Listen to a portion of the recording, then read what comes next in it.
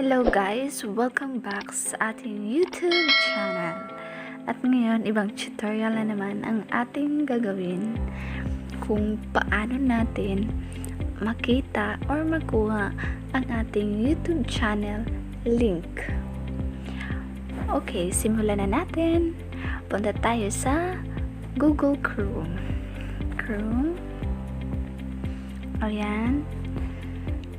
So, search natin dito, youtube.com. Ayan. Ayan.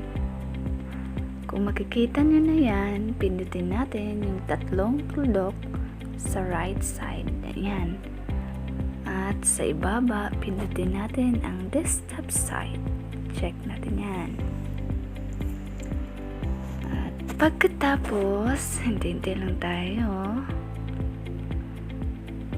Medyo mahina ang signal natin. Ayan. Makikita natin yung picture sa YouTube channel natin. I-click natin yan. So, pinutin natin yung your channel. Ayan, ito na yung YouTube channel natin. Pindutin natin yung may lock sa pinakaibabaw. Pindutin natin yan. Ayan. Sa ibaba naman, may lapis. Pindutin natin ang lapis. Ayan.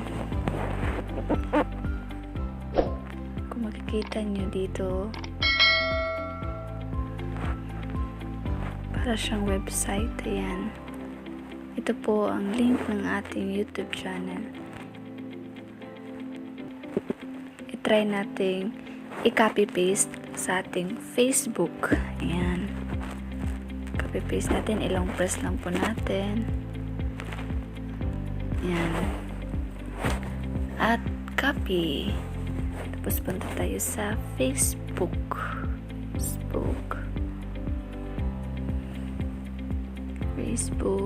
Ayan.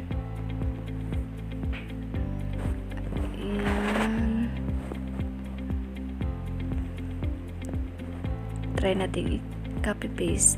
Ayan. Kung makikita ba natin ang ating YouTube channel.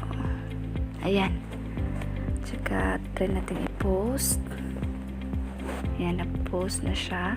Tapos na siyang mag-post. At ayan. Click natin yan.